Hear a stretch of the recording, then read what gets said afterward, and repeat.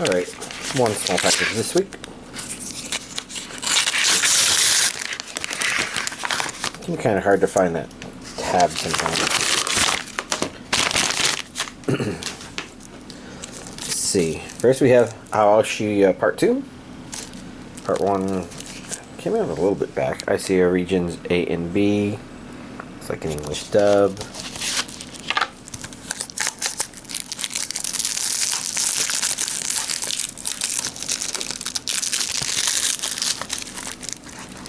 It's coming apart and not unsticking from the underlying thingy.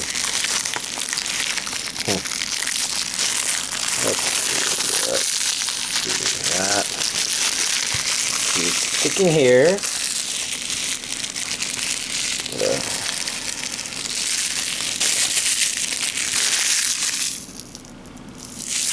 You know what? I'm putting it over here for some reason. I don't know.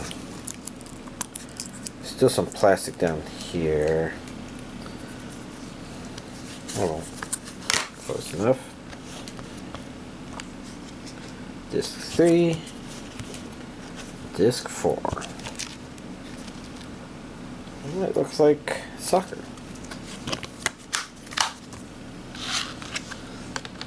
Okay. Next up we have, there's just such a variety of colors, it's a little hard. It's a WAccha PriMagi. It's a complete collection. I don't think I had this before, but it's a Shantae, so now I'm a little bit worried if I just didn't remember the title or something. Oh well. Come on. This plastic is the opposite. It's refusing to come apart. There we go. Doing this today. So what can I say? It looks like it's a region A only. Japanese with English subtitles only.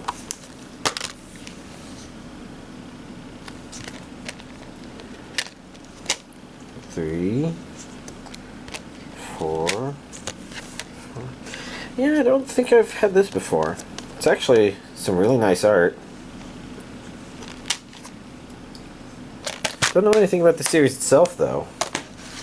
I do have a little bit more. So I ordered steelbooks for Shantae and the Pirate's Curse and Shantae Half Genie Hero, with the goal being to pretty much have steelbook versions of all the Shantae games. And I think these might be official. I'm not certain. I get the impression that maybe Limited Run Games might have released steelbook covers for the two of these, and maybe what I got was one of those and not somebody doing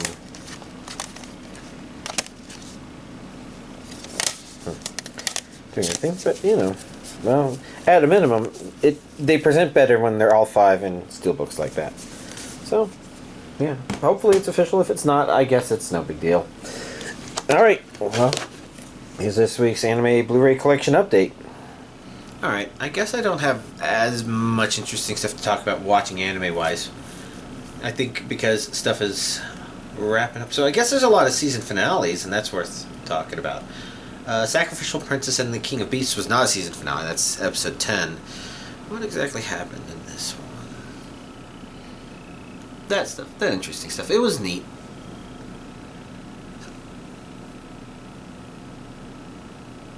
I guess there were certain things I was wondering if it might do it that it ended up not doing, based on stuff it had also set up in the previous episode. That would be interesting, and I don't know if that would be good or bad, and maybe what it's doing is better or worse. It's really hard to say, but you know, the past couple of episodes have at least given me ponder to think about, and to think about things that aren't necessarily better, but are like, I guess this show is tickling some interesting thought related stuff in general, I guess. Let's see, Kamikatsu episode 11 was delayed, so didn't have an episode of that. Konosuba, I guess I didn't get around to watching the next dubbed episode of that as well. I'm wondering if it's pretty much going to be finished dubbed, and maybe I'm going to watch it, because I don't... It really depends what I end up feeling like doing this week. Let me see. The Legendary Hero is Dead, episode 12. This was definitely a season finale, although it is not a series finale because it did, set up, okay, well, here's where our next season is going to go. But I thought what it did was pretty big and noteworthy and interesting. Actually, pretty decent way to end a season, I would say. Unless it's not a season, it's a core, but same difference, I guess. It basically means that probably there's a hiatus for the time being. Which is fine. Is it wrong to try to pick up Girls in a Dungeon, Season 4, Episode 21? I do believe this is the penultimate episode of the season. And it's definitely doing some great and interesting stuff, and it's set itself up for the next episode. And I'm definitely very interested to see how it's going to end, because it's been a great season.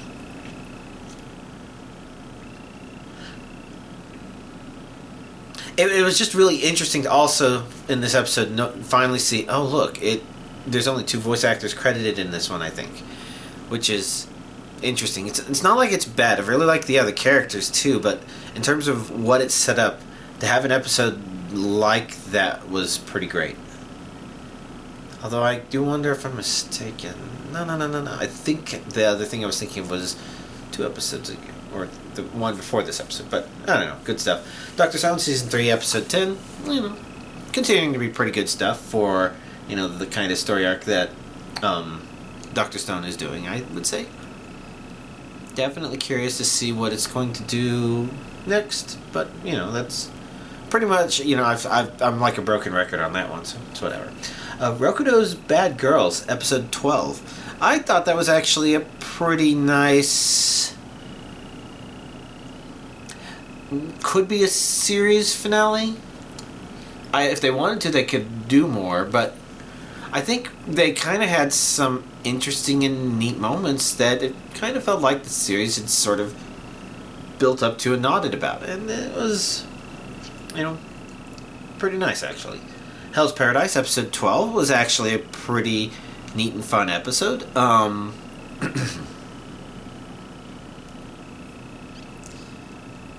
All that stuff set up, yeah. Definitely not an end of the series, which is good, although I do wonder how long it's planning to be, because it doesn't feel like it's gotten... I think last week I talked about how if there was one more episode, it would probably not feel quite right. 2 could potentially be better, but now I'm still not sure if it's outside of that territory. 1 could still feel a little weird. I guess we'll have to see, but it was pretty good. Summoned to Another World for a Second Time, Episode 12. More of the same, I suppose. I mean, kind of interesting ideas and mechanisms in place for the final battle. But I guess it sort of felt like there's things, and it's missed the storytelling beats to kind of make a lot of the ideas it's playing with have the meaning and the weight that you would want them to. Not that it's necessarily bad. It's just kind of... I think that's been the whole series. It's like, I guess it doesn't really set up, okay, here's a character growth thing that's going to happen. And it's not impossible to say that happened in there, but it really wasn't the focus of the show in any way that's anything meaningful, I feel. So, yeah, it was. Let's see. The next episode of I Got a Cheat Skill in Another World and Became Unrivaled in This Real World 2, that would be episode 13, got delayed a couple days, so it comes out later this week. In particular, Wednesday, as I understand it. And I do believe there is some confirmation that it would be the final episode of this season. Okay, that's the other thing I was thinking about. Okay, and, I'm definitely curious. I know it's not, like, the highest rated, but it's got really neat stuff that it does. It's just, I think, the story beats that a lot of people really hope for in an overpowered isekai kind of show are, again, slowed down, and it still sort of feels like it's a show that I think people will just enjoy binge watching quite a bit more. Why Raliana Ended Up at the Duke's Mansion, episode 12. Okay, I suppose. I guess if there was anything I would say was off about it, it's that maybe it's setting up for more season. Like, the name of the episode was Why Raliana Ended Up at the Duke's Mansion, which is a very finale sort of episode name, and makes sense for first season or first core, and I think they're going for first season here. And they've got a lot of great stuff set up there, but I think the main problem is that it's sort of teasing without really giving anything substantive related to kind of the main plot, I suppose. And it seems a little stuck in its shoujo reverse harem whatever. I'm not sure the exact right words with which to describe it, but it's not as stuck in those as a whole lot of other shows tend to be. More like those elements just keep overpowering the story stuff, but the way our main character thinks, the way the individual characters act is still pretty great. So again, it was just disappointing because, like, well, I'm not sure if we got what we wanted out of it other than more reverse harem setup sort of stuff. You know, whatever. I guess that means it wasn't planning to wrap anything up or introduce any major things, and I guess it's on the bright side. It probably would feel wrong if it started wrapping some big things up, just because there are a couple of loose threads in there that would feel unresolved. But yeah, a lot to think about. And then we had Dead Mount Death Play, episode 12, which was definitely, I would say that one was a little bit on the underwhelming side, or maybe just not whelming enough. I'm not exactly sure. There's something about it that was a little off and missing. Now, one of those is, of course, what's her face with the funny. Well, if she's not doing the main character thing, she's really fun as a background character. You know, they kind of intentionally kept her out of some of this stuff. The interactions with the other characters were neat and interesting, and it did do some stuff that finally was way more involved with our main character, which was actually really interesting. But they also let other things that don't feel like they will actually lead to interesting directions also kind of not happen. So it felt like the show didn't even allow it to reach proper dead ends, so to speak. You know, dead ends in a maze, not dead end. Dead Mount Death Play. There's no end in there. Okay. And it didn't feel like anything so noteworthy happened that it felt like a season finale, a core finale. Even though I think, objectively speaking, it's kind of there. But I don't think we got the payoff from seeing it happen per se. Only more like, sort of similar to Raliana, in that it feels like there was just more setup for whatever's going to happen next. And, you know,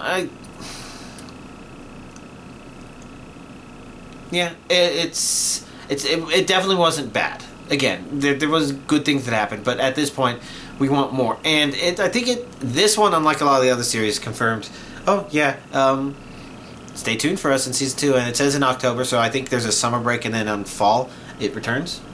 So I'm looking forward to it returning. But, yeah. Yeah. Okay, other than that, let's see. Dead by Daylight had its anniversary event.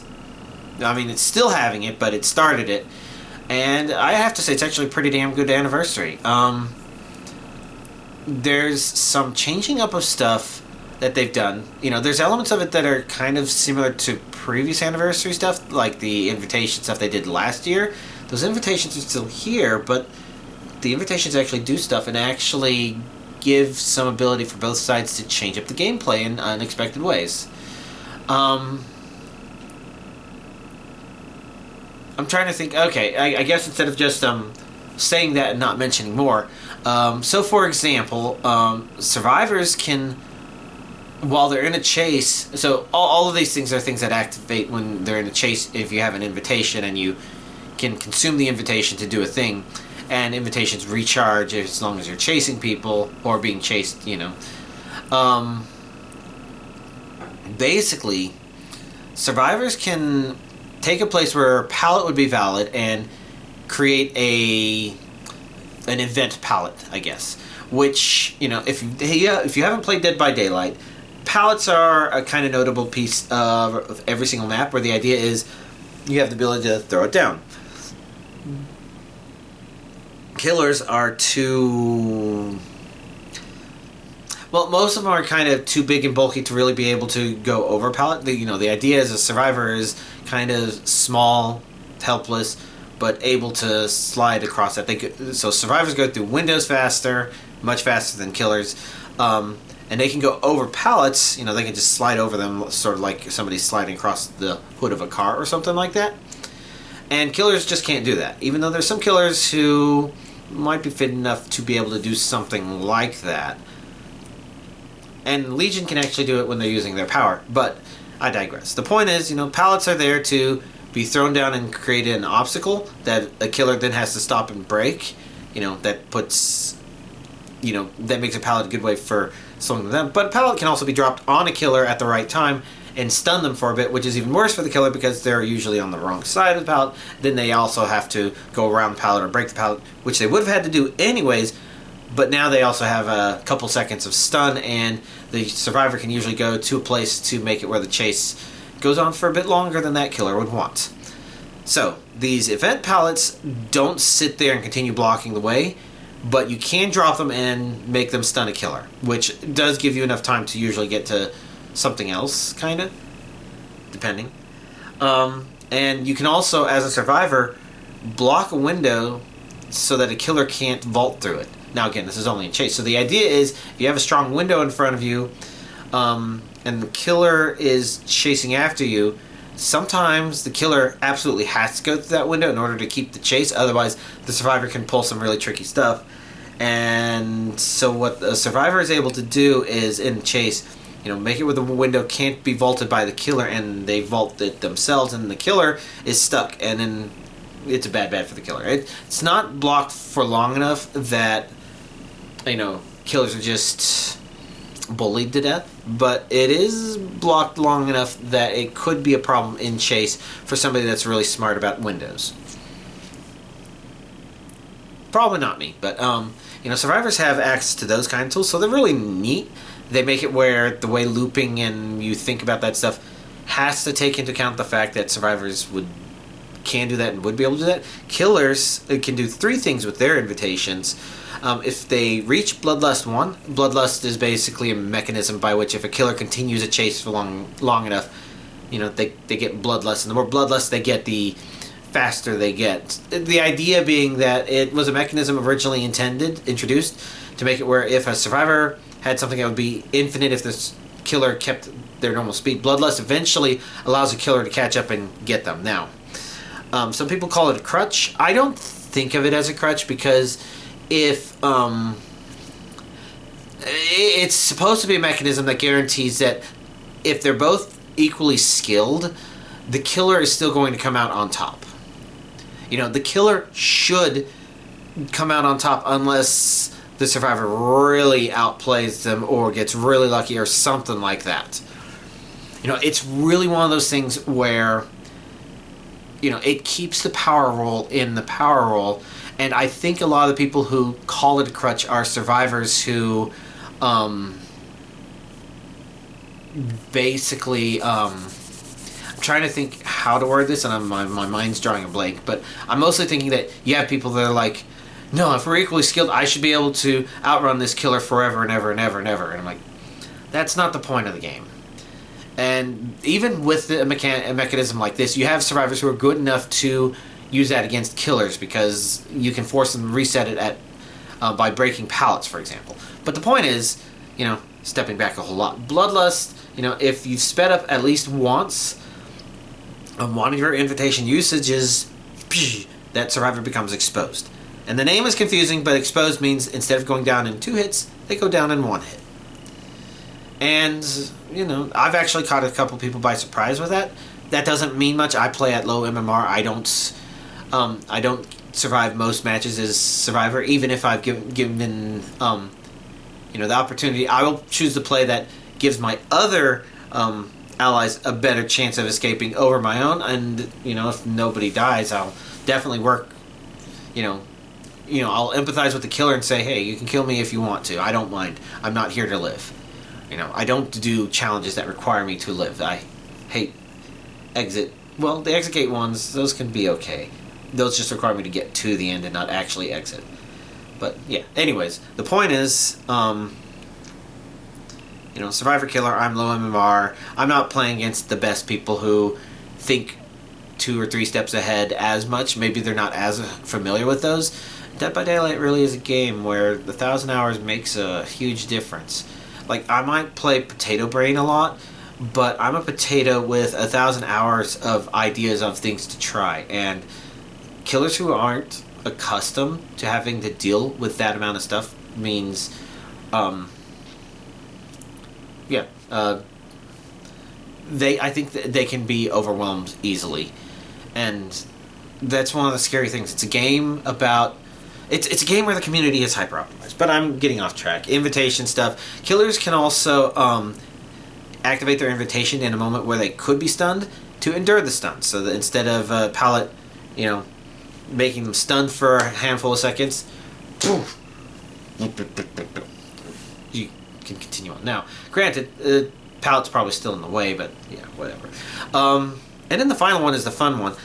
A killer can literally blow up a pallet with their mind. It's just kind of a funny thought. Anyways, the point is, you got all this stuff. You got their events home, which actually has challenges that are a lot more unique than what they usually do in tome challenges. And so it's been actually a pretty great anniversary event so far. So lots of kudos to Behavior for doing a good job. I think they did a good job. Meanwhile, in Tears of the Kingdom, I continue to not progress story at all. I think mostly because I've unlocked... I finally have taken the time to unlock a couple of the Great Fairies. So I've been able to upgrade some of my armor, get some of the set bonuses. Not a whole lot of them. I don't quite have some of the right materials. I've cannibalized some of my extra stuff because, why will I ever need this? Well, it turns out you need it for that thing. And I guess I'm focusing on that next. Okay. And then I've also finally unlocked creating Link's home. And unfortunately, I spent the yesterday and today tinkering around with that because it's one of those things where it would be nice if we could put more than 15 parts on here. It's just too bad. I want to make really extravagant things, but we're limited to only 15 home parts. Or at least I am, and I have to... Maybe I'll take a look to make sure there isn't a way to unlock more, but I kind of doubt there is. This feels like a thing where they're like, this is all we want people to be able to play with in terms of doing this, I guess. So... yeah, want to play around with that a bit more. But otherwise, it's the kind of feature that makes me finally figure out how to sell stuff for money. It's like, I guess I don't know if I need this much of this thing, so... Poop. Suddenly, lots of money for buying of Dream Home stuff. Okay. So outside that, is there anything else to really chat about? I don't know. It's the same stuff I've always been doing. I did definitely see that a name popped up on Crunchyroll that I didn't recognize, but it wasn't the first episode of a new series. It was a movie that I think it was called Black Fox. And it sounded okay, interesting, but I guess my priorities weren't in that direction. I mean, what can I say? It's kind of hard to watch a movie when you have a Dead by Daylight anniversary event and still need to find time for Tears of the Kingdom. Oh well. Anyways, that's all a bunch of stuff. I guess I really need to figure that out, but yeah, y'all don't need to worry about that. It's nothing. It's just a real life thing, an adulting thing. Oh well. Y'all, have a nice week.